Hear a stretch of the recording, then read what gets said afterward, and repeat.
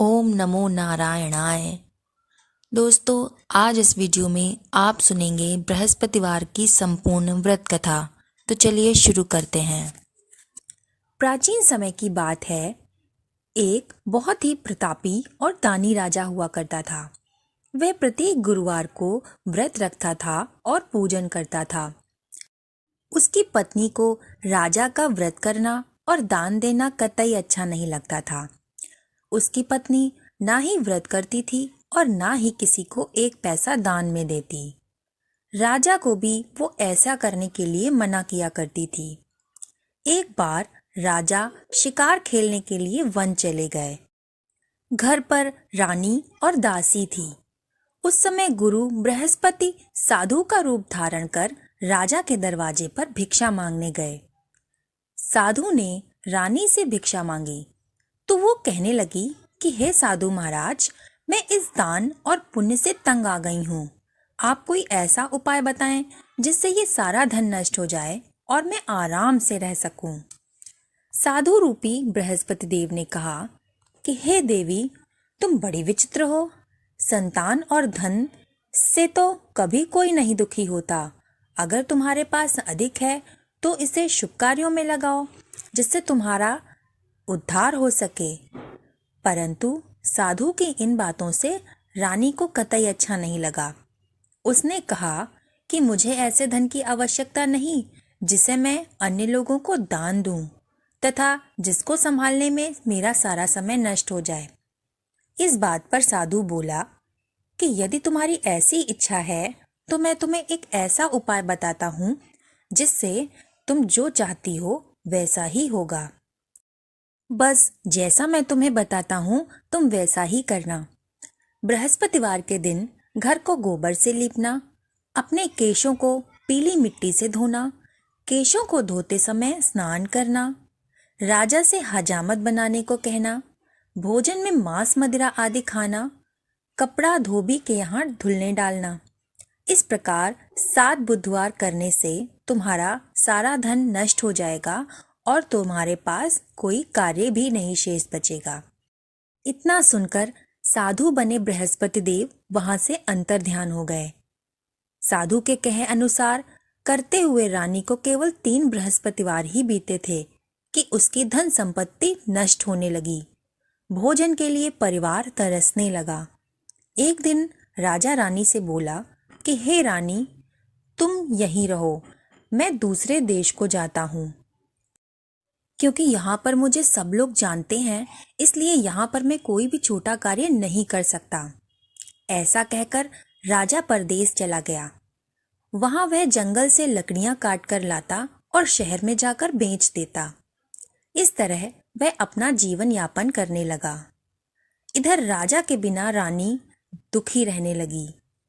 एक समय जब रानी और दासियों को 7 दिन बिना भोजन के रहना पड़ा तो रानी ने अपनी दासी से कहा कि हे दासी, पास ही के नगर में मेरी बहन रहती है। वह बड़ी धनवान है।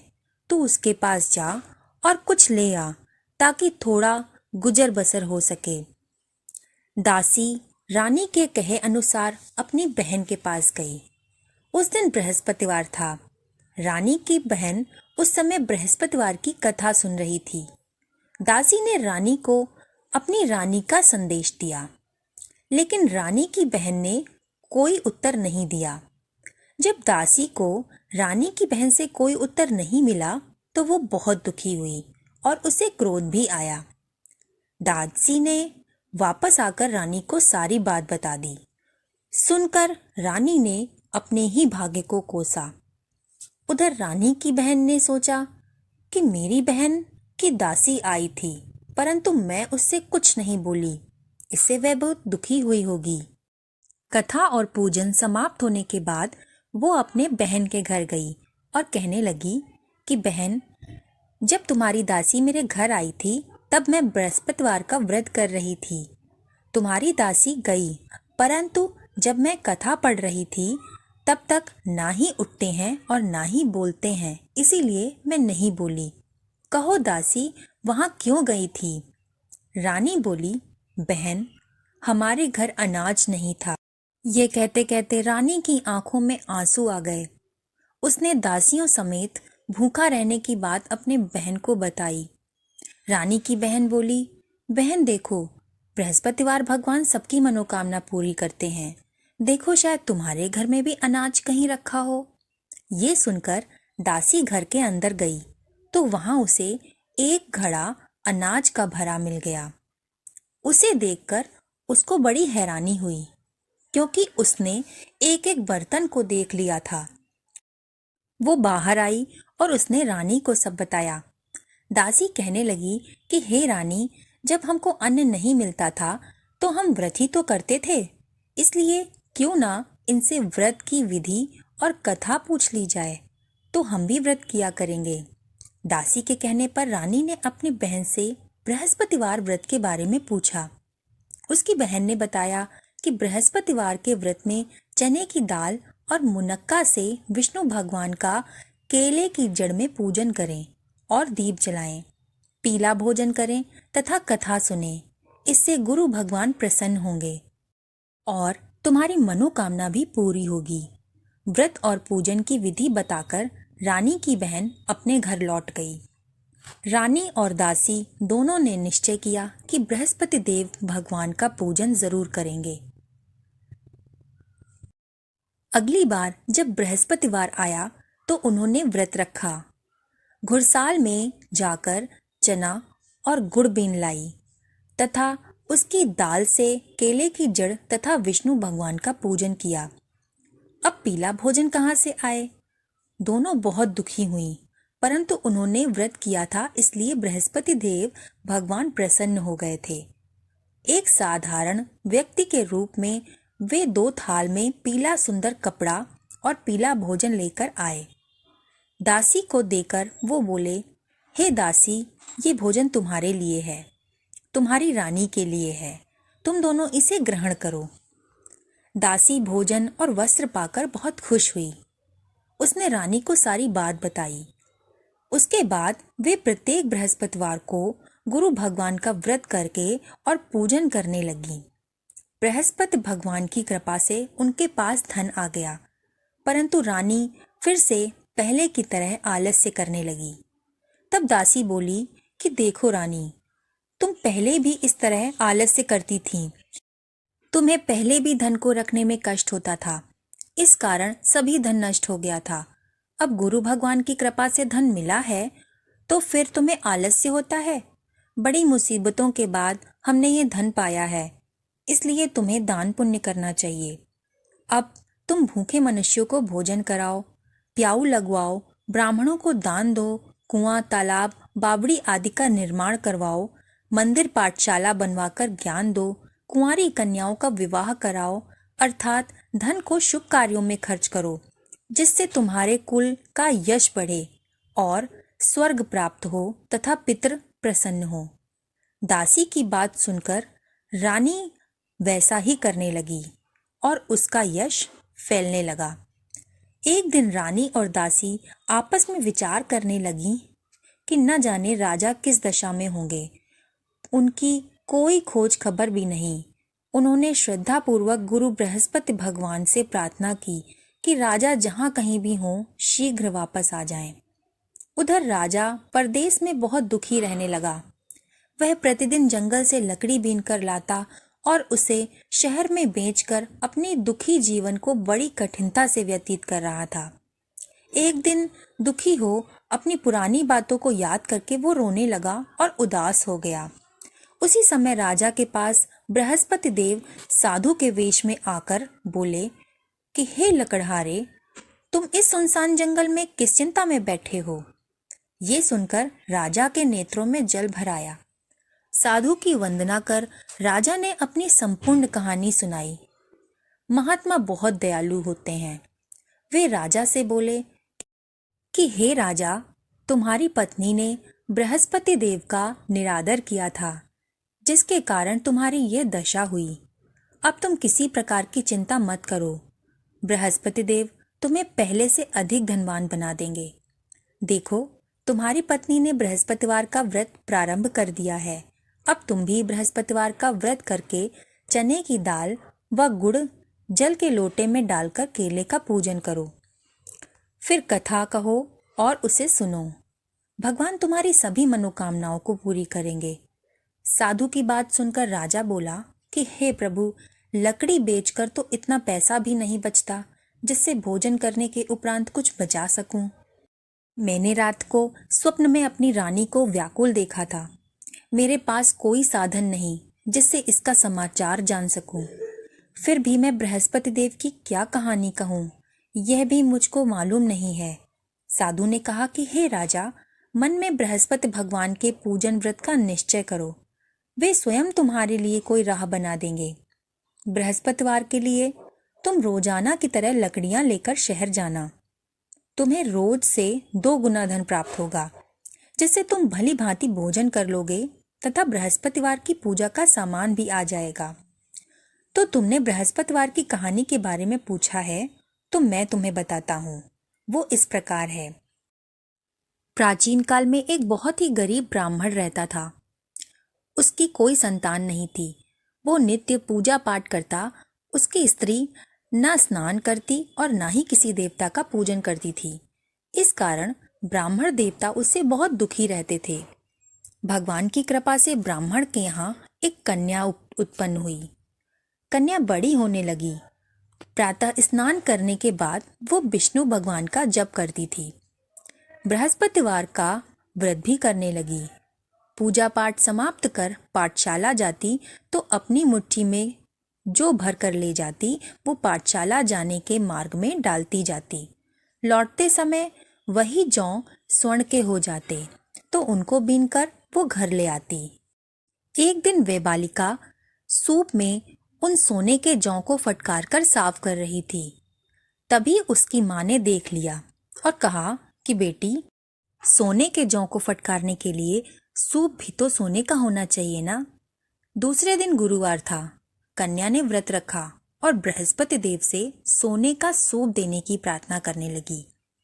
बृहस्पति देव ने उसकी प्रार्थना स्वीकार कर ली। रोजाना की तरह कन्या जौ को फैलाती हुई पाठशाला चली गई। पाठशाला से लौटकर जब वो जौ बीन रही थी तो बृहस्पति देव की कृपा से उसे सोने का सूप मिला। वह उसे घर ले आई और उससे जौ साफ करने लगी, परंतु उसकी माँ का वही ढंग रहा। एक दिन की बात है, कन्या सोने के सूप में जब जौ साफ कर रही थी, उस समय उस नगर का राजकुमार वहां से निकला। कन्या के रूप को देखकर वह उस पर मोहित हो गया। राजमहल में आकर वह भोजन तथा जल त्याग कर उदास होकर लेट गया। राजा को जब राजकुमार द्वारा अन्न जल त्यागने का समाचार ज्ञात हुआ तो अपने मंत्रियों के साथ वो राजा अपने पुत्र के पास गया और कारण पूछा।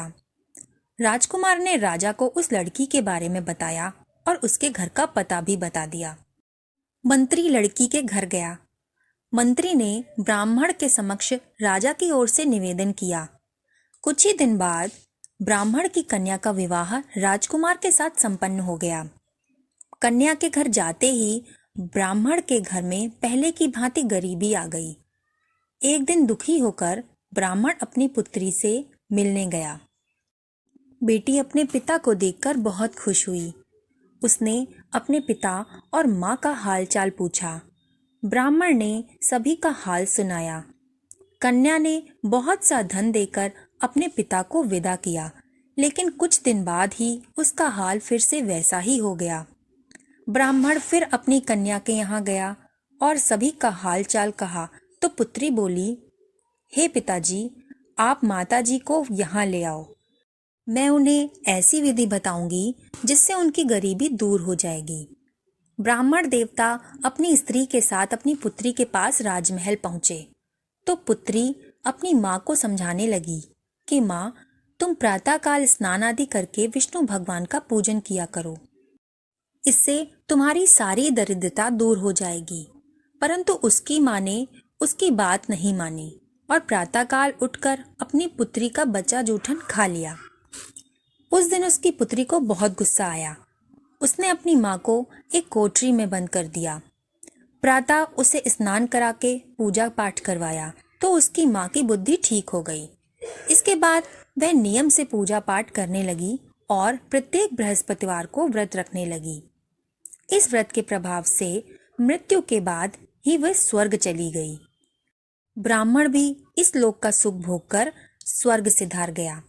इस तरह कहानी कहकर साधु देवता वहां से लोप हो गए। धीरे धीरे समय व्यतीत होने पर बृहस्पतिवार का दिन आया। राजा जंगल से लकड़ी काटकर शहर में बेचने गया और उसे उस दिन और अधिक धन प्राप्त हुआ। राजा ने चना, गुड़ आदि लाकर बृहस्पतिवार का व्रत किया। उस दिन से उसके सभी क्लेश दूर हो गए। परंतु अगले गुरुवार का दिन आया तो वह बृहस्पतिवार का व्रत करना भूल गया, जिससे बृहस्पति भगवान नाराज हो गए। उस दिन उस नगर के राजा ने विशेष यज्ञ का आयोजन किया था। उसने समस्त राज्य में घोषणा करवा दी कि सभी मेरे यहाँ भोजन करने आए, किसी के घर चूल्हा न जले। इस आज्ञा को जो न मानेगा उसे फांसी दे दी जाएगी। राजा की आज्ञा अनुसार राज्य के सभी वासी राजा के भोज में सम्मिलित हुए, लेकिन लकड़हारा कुछ देर से पहुंचा, इसलिए राजा उसको अपने साथ महल में ले गए। जब राजा लकड़हारे को भोजन करा रहे थे तो रानी की दृष्टि उस खूंटी पर पड़ी जिस पर उसका हार लटका हुआ था। उसे हार खूंटी पर लटका दिखाई नहीं दिया। तब रानी को निश्चय हो गया कि मेरा हार जरूर इस लकड़हारे ने चुरा लिया है। उसी समय सैनिकों को बुलवाकर उसको जेल में डलवा दिया गया। लकड़हारा जेल में विचार करने लगा कि जाने कौन से पूर्व जन्म के कष्ट मुझे झेलने पड़ रहे हैं। जंगल में मिले साधु को वो याद करने लगा। तभी बृहस्पति देव साधु के रूप में प्रकट हो गए और कहने लगे कि अरे मूर्ख, तूने बृहस्पति देव की कथा नहीं की, इस कारण तुझे ये सब दुख भोगना पड़ रहा है। अब तू चिंता मत कर, बृहस्पति के दिन जेल खाने के दरवाजे पर तुम्हें 4 पैसे मिलेंगे। अगले बृहस्पतिवार उसे जेल के द्वार पर 4 पैसे मिले। उसने उसी पैसों से व्रत का सामान मंगवाया और कथा आदि कहकर व्रत का प्रसाद बांटा। तब रात में बृहस्पति देव राजा के स्वप्न में आए और कहा कि हे राजा, तूने जिसे जेल में बंद किया है वो निर्दोष है, उसे छोड़ दो। प्रातःकाल जब राजा उठा तो उसने खूंटी पर हार टंगा देखकर लकड़हारे को बुलाकर क्षमा मांगी और उसे सुंदर वस्त्र और आभूषण देकर विदा किया। गुरुदेव की आज्ञा अनुसार राजा अपने नगर को चल दिया। राजा जब नगर के निकट पहुंचा तो उसे बड़ा ही आश्चर्य हुआ, क्योंकि नगर में पहले से ही बाग, तालाब और कुएं तथा बहुत सी धर्मशालाएं, मंदिर आदि बने हुए थे। राजा ने पूछा कि ये किसका बाग और धर्मशाला है। तब नगर के लोग कहने लगे कि ये रानी और उसकी दासी द्वारा बनवाए गए हैं। तब राजा को आश्चर्य हुआ और गुस्सा भी आया कि उसकी अनुपस्थिति में रानी के पास धन कहाँ से आया। जब रानी ने यह खबर सुनी कि राजा आ रहे हैं तो उसने अपनी दासी से कहा कि हे दासी, देख, राजा हमको इतनी बुरी हालत में छोड़ गए थे, वे हमारी ऐसी हालत देखकर लौट ना जाएं, इसलिए तू दरवाजे पर खड़ी हो जा। रानी की आज्ञा अनुसार दासी दरवाजे पर खड़ी हो गई और जब राजा आए तो उन्हें अपने महल में लिवा लाई। तब राजा ने क्रोध में अपनी तलवार निकाली और पूछने लगे कि बताओ, तुम्हें यह धन कैसे प्राप्त हुआ है। तब रानी ने उन्हें सारी कथा सुनाई।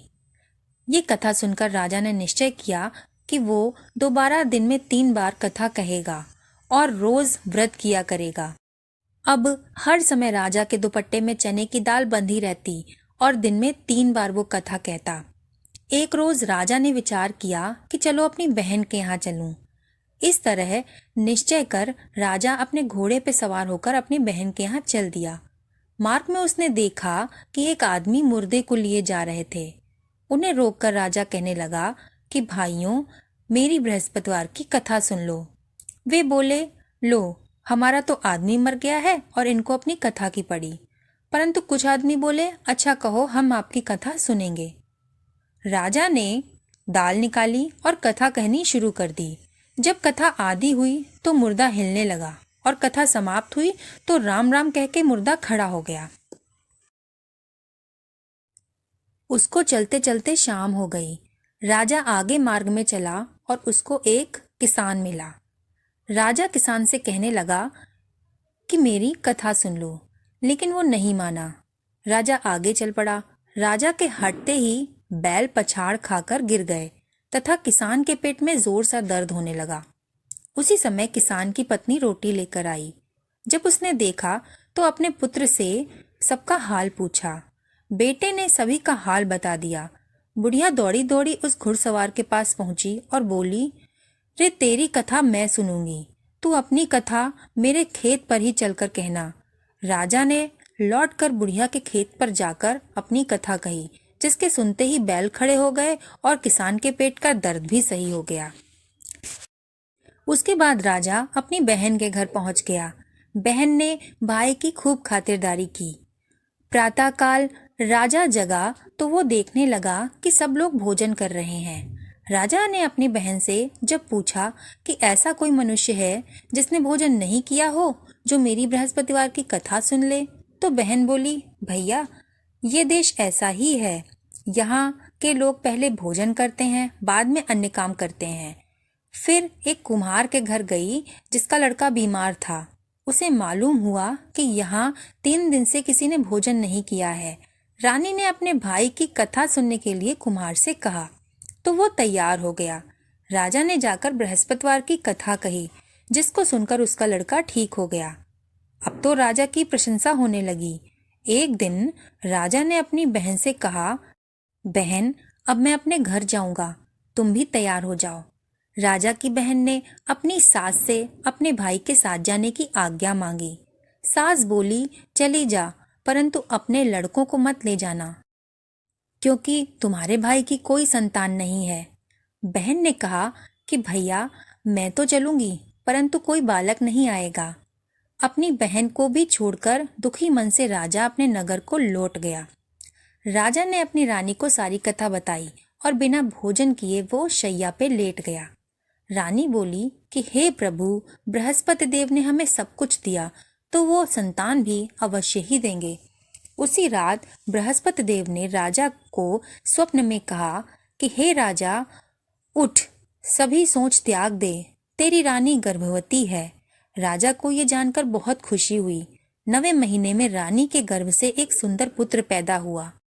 जब राजा की बहन ने यह शुभ समाचार सुना तो वो बहुत खुश हुई और बधाई लेकर अपने भाई के यहाँ आई। तब रानी ने उससे कहा कि जब भाई अपने साथ ला रहे थे तब तो तू टाल गई, उनके साथ न आई। आज अपने आप ही भागी भागी बिना बुलाए आ गई। तो राजा की बहन बोली, भाई मैं इस प्रकार अगर ना आती तो तुम्हारे घर औलाद कैसे होती। बृहस्पति देव सभी की मनोकामनाएं पूरी करते हैं। जो सद्भावना पूर्वक बृहस्पतिवार का व्रत करता है या कथा सुनता है और दूसरों को सुनाता है, बृहस्पति देव उसकी सभी मनोकामनाओं को पूरा करते हैं और सदैव उसकी रक्षा करते हैं। कथा समाप्त।